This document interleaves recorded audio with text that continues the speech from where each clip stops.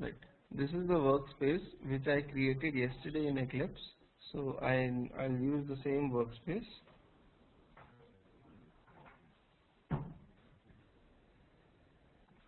Hold on, let it launch. And yesterday we talked about basics of Java, downloading the jar files of Selenium, and I simply told you what an object is. You can create the object of a class, and similarly I created the object of the Firefox driver class and initialized it. Fine.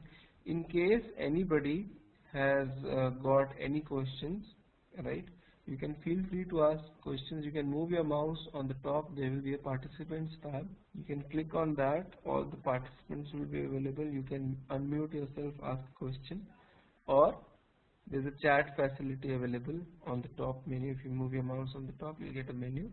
So you can ask the question through chat as well. Okay. Right. So this was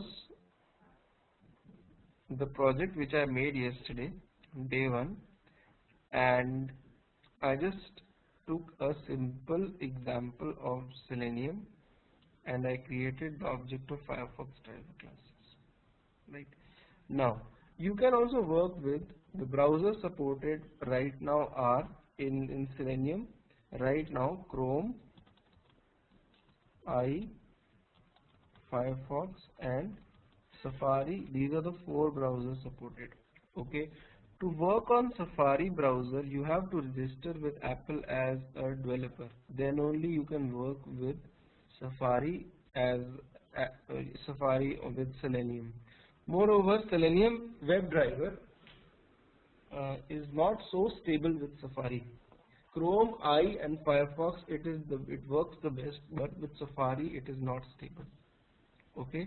Now I'm going to create a new project today and call that project day 2. It supports i9, i8 as well, i6 as well. I am working on a server right now. I have i6. You will see that it will run on i6 as well. Okay. So right now, yesterday I told you I had created this class city, and I had created a class called test city in which I had made the objects of that city class. Similarly, on the same lines, suppose I'll create a new class today, name that class bank, right? Or I'll name that class as, say, planet, right? A very simple class called planet which has a variable name defined inside it, right? So yesterday I told you that you can create another class. Say I'll create test planet and with the main function inside it. And yesterday what I did was I created the objects of the class. We create the object like this: planet p1 equals to new planet, right? And you write p1 dot name is planet A, suppose, right? And similarly planet p2 equals to new planet, right? p2 dot name is B. So in the memory what happens is that 2 objects are formed. We had seen that both the objects will have the name variable. One will be A, the other one will be B, and both the objects will have object references known as P1 and P2. Right. So this is what we did. Hold on, this is B.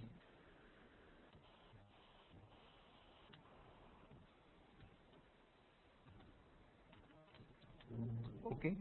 Now suppose in the planet class I go and make a function known as public void rotate.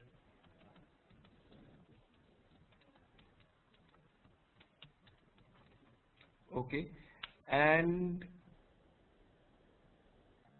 in this I'll just print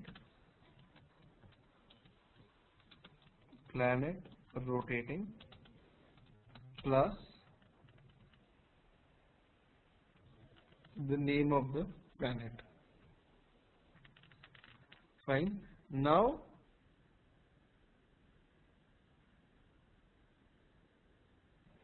you can write over here p1 dot. When you write dot, you will get the function rotate inside p1 as well, plus p2 dot rotate you will also get. This means if I am creating a function, right, if I am creating a function over here called as rotate, okay, then this rotate function will be available in both the objects. Okay, when planet A calls the rotate function, it will print the planet A of the name of planet A, and planet B calls it, it will print the name of planet B. So if you run this test planet, you can run this by clicking over here, run. If you run this, this will print in console planet rotating A and planet rotating. Okay, right? Simple. Again, if similarly we'll look at Selenium now. I'll create a new class called as browsers,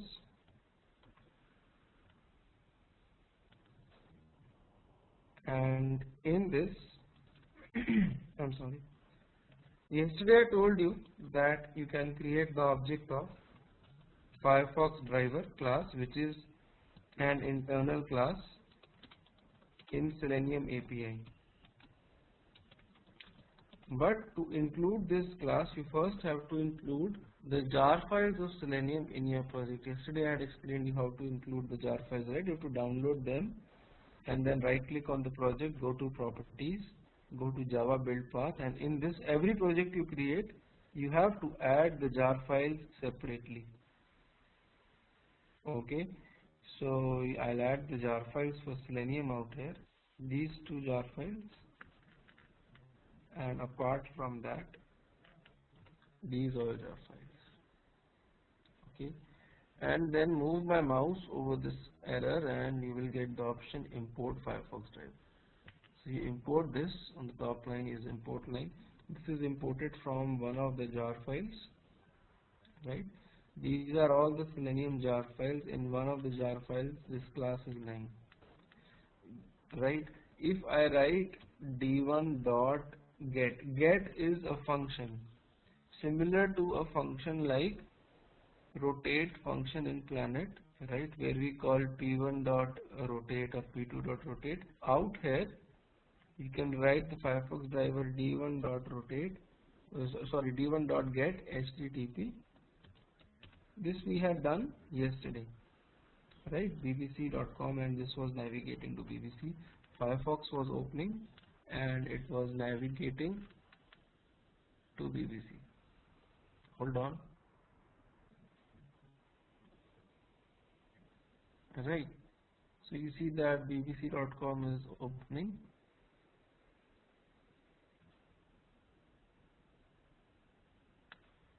Okay. Now,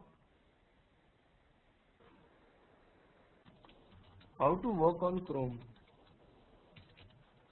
If you look at the documentation of Selenium, if I go to Google and just type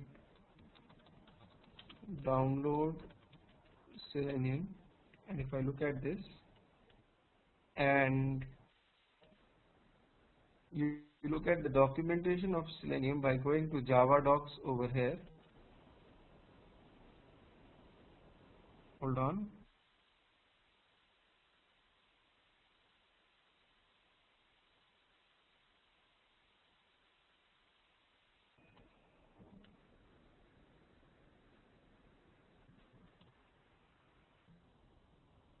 Right.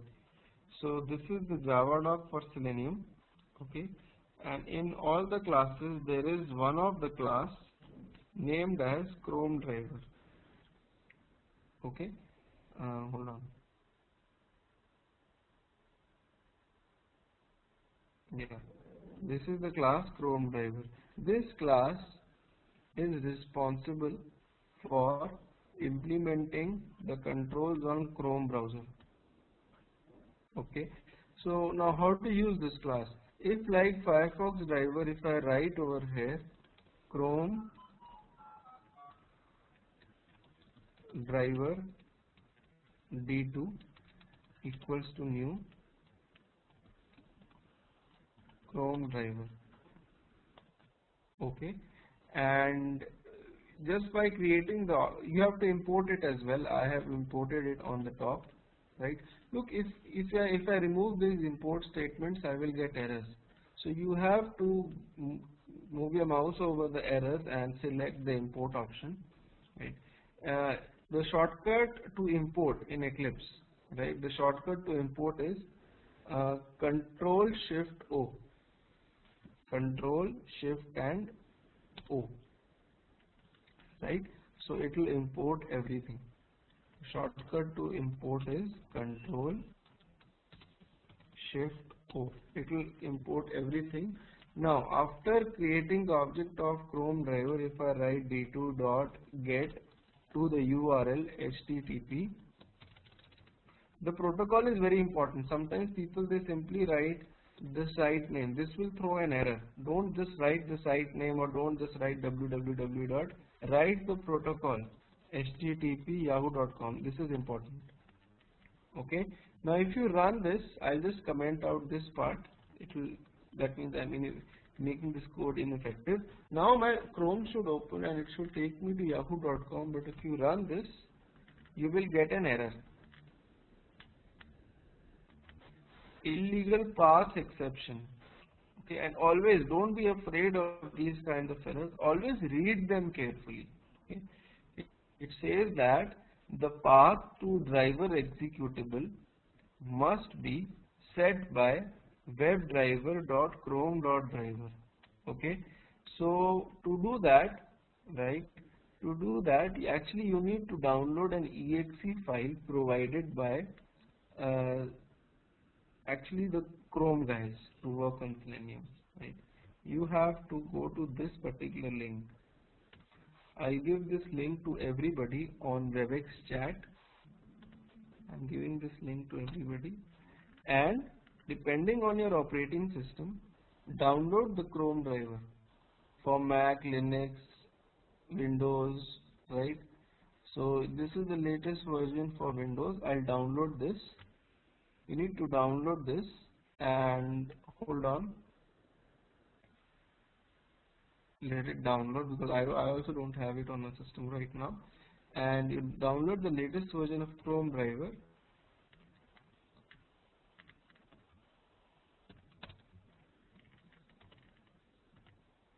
and extract it, extract the zip file, right? In this you will find a Chrome driver.exe. Don't execute it, you will not get anything from executing it, right? Make sure that Chrome is also installed on your PC. Don't think that this will work without installing Chrome. Make sure Chrome is installed and you have this Chrome driver.exe. And then you need to set this system property.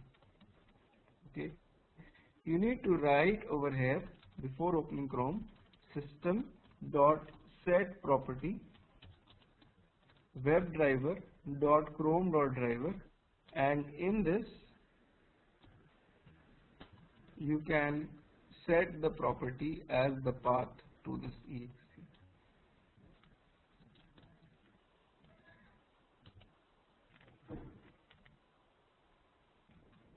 Chrome driver.exe, you can place the path. That is, I am setting the system property webdriver.chrome.driver, and in Java if you give path, you have to give double slash, right? So I set the system property webdriver.chrome.driver and to the path of exe. Now if I run this, You see that Chrome opens and it is taking me to yahoo.com. Fine. So this is how Chrome driver it works. You have to set a system property. Apart from this, if you go to your project and refresh your project, you will see a Chrome driver.log. This log is generated automatically by Chrome driver under your current project. Hi Ashish, sorry to interrupting you. Yeah, Balaji. Ashish, as currently you're executing, for example, in your local machine, you are setting up this set property of Chrome driver pointing to your local machine where you downloaded your exe. Yes. But using the grid or the Webdriver, if you want to, you said it yesterday, if you want to execute into multiple machines, when you drive it from your own central console, if you are executing 10 different machines, then how to set this? Generally what we do is that we keep it under the project. Okay, in my day 2 project. Now I'll first make the question very clear. Okay, in a very raw format, the question being asked is, what if I change the location of this project tomorrow, right? Or what if the location of this exe changes, right? Every time I cannot just hard code this path, right? So what we do practically is that under the current project only we make a folder. I'll right click on the project and go to new folder, not in the source folder, but on the project I'll right click and create a new folder, and I'll name that folder as Chrome driver.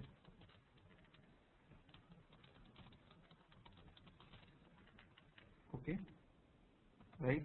And inside this Chrome driver folder I will keep the exe. I'll copy this exe, right? And I will keep this exe under this Chrome driver folder. Okay, now if I go back to my program, right, now the path would look a little different, right? The path would be this particular path, the path of the project. Okay, just give me 1 minute. I'll tell you how to remove the hard coding. Just a minute. The path would be under the project day 2, there is a folder Chrome driver, and under that Chrome driver.exe. In Java you have to give double slash, right? But again, this is hard coding the path. Even though I have put Chrome driver.exe under the project, still I am kind of hard coding. Tomorrow if I change the location of this project, then it will create a problem, right? If you run this again, it will work fine. It will go to yahoo.com. It is going, but the problem remains the same. How can I make this dynamically so that it always picks up the right path of this Chrome driver.exe, even if the location of the project changes? Now in Java we have got many system properties. I am setting this system property webdriver.chrome.driver. There is a inbuilt system property. If you write system dot, you get property function. Okay, if you get the property user.dir, this property will give you the current path of project. For example, I write over here string path equals to this and system.out.println path. Now if I run this, Chrome opens, fine, it goes to Yahoo, that's good, but in your console output you will see that the path of the current project is printed. This is because of this system property user.dir. Okay, so what I can do is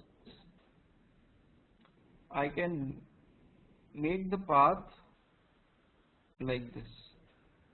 Hold on.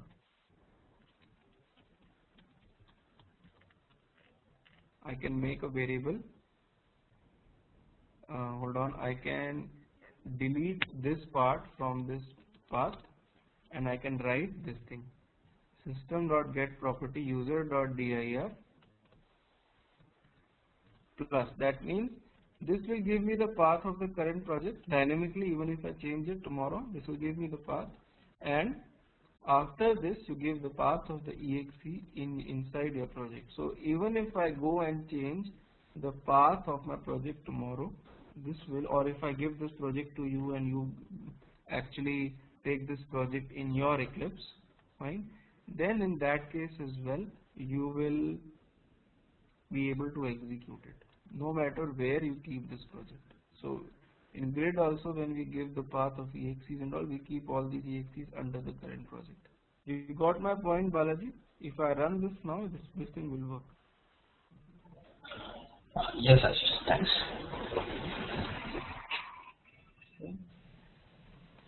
So now this is about working on Chrome. You need to download the exe for Chrome driver, and you need to keep it under, keep it anywhere, but practically in the projects and all, we keep it under the project only. And in case of Internet Explorer, again there is a driver known as Internet Explorer driver b2 equals to new. I'll create the object of that driver. Look, I'm having i6 on my machine, that even a server operating system, so there's some issue with it. Just hold on, I need to uninstall from my server something. Just wait a minute too.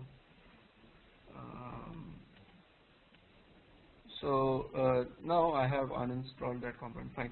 So now you create the object of Internet Explorer driver, okay, and you write over here d3.get http gmail.com, fine. You need to import Internet Explorer driver as well if you are working with it, fine. I'm going to comment out this complete code right now so that we just work with I. Right now, if you run this again, this thing opens this Gmail, fine. But you know, in many machines you will get an error. And out here also I'm getting a warning that the path of driver executable must be set by webdriver.i.driver system property.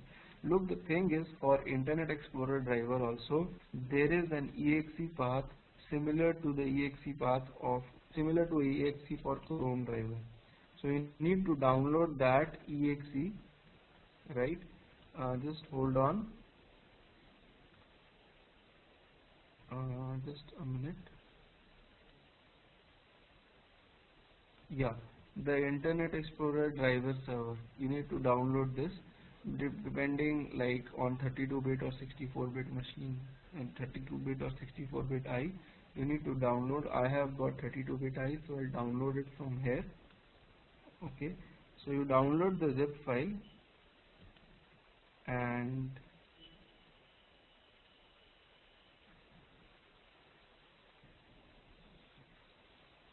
okay, that file is old now. Hold on, they have the wrong file path on this. Just a minute. You need to go to this URL. On this URL, I am giving this URL to everybody on WebEx chat, right? I have given it to everybody. There are various files: 64-bit machine iDriver, 32-bit machine iDriver, right? So, right. So what will happen is that if you, in my case, I'll download this one, and yeah, it will work with i9 as well. Okay, and this is the one iDriver.exe.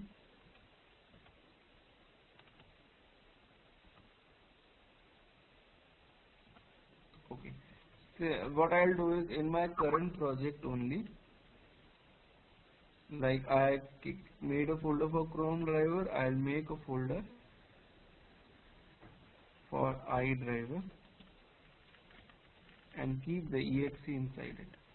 Okay, and what I'll have to do is that I'll have to set this system property. So this is set by system dot set property, this webdriver dot I dot driver property, and value would be the same commands,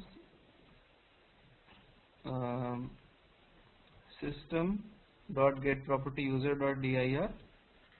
That means under the current project, right, there is a folder called iDriver, and inside it this is the file. If you press F2, you will get the option to rename the file. I'll just copy this from here and get this.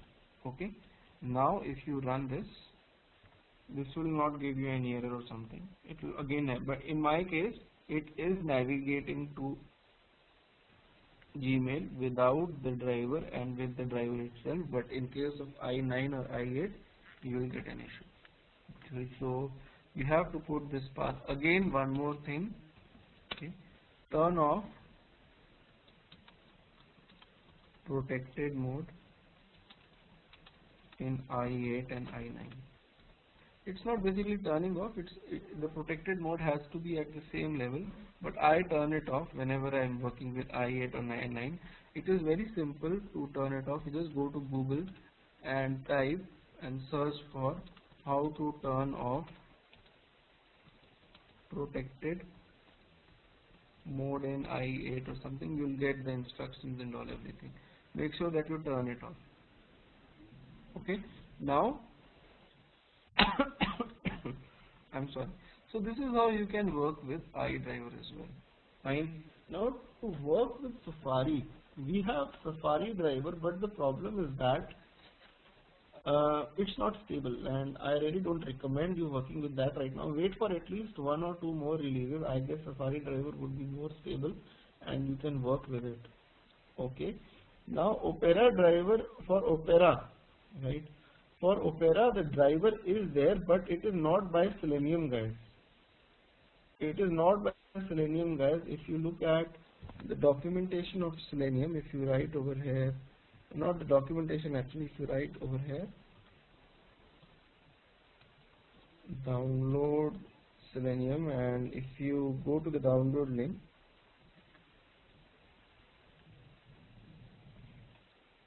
if you look at this thing over here, third-party browsers not supported developed by Selenium HQ. These are the third-party drivers. Opera is one of them, and Opera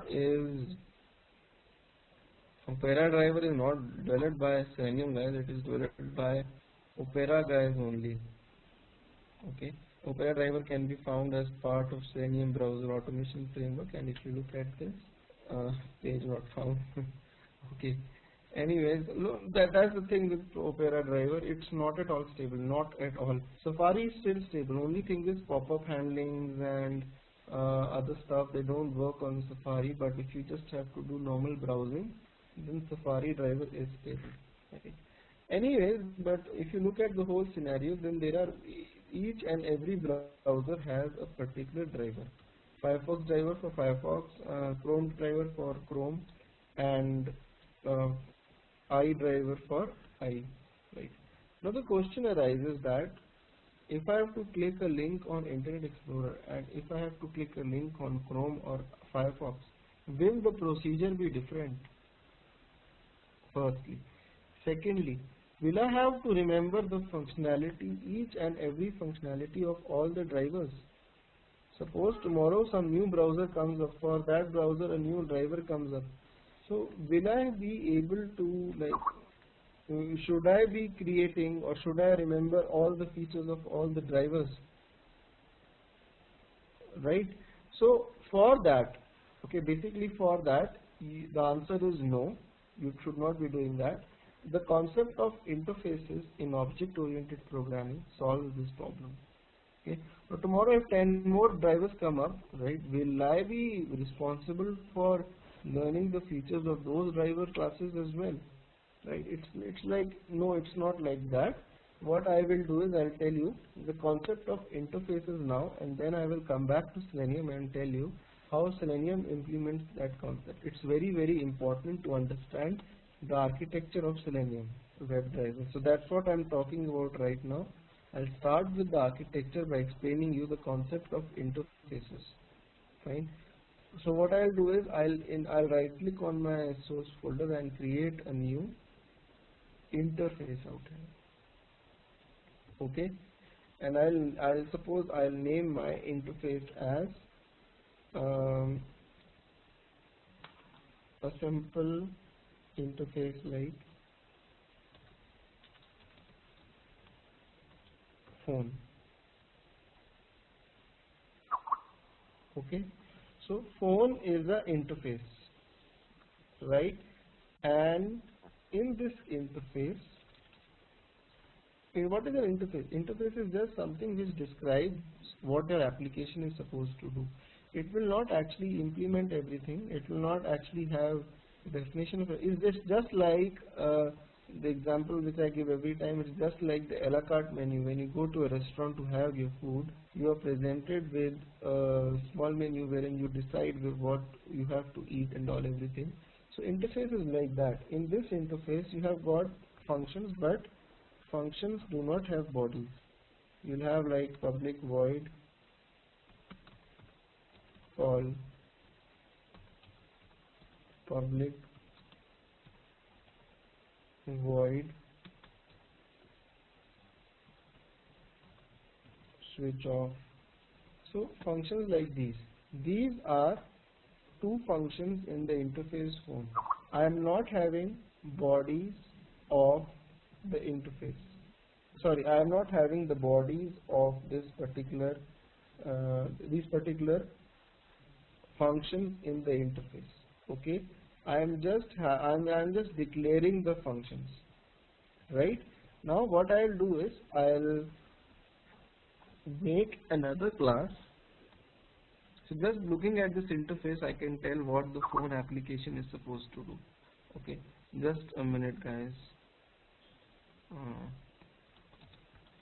I'll just mute my. Right. So, right. Okay. Now, when suppose I now create a new class called Nokia phone. Okay. Right. Now Nokia phone is a phone. It should implement all the features of a phone.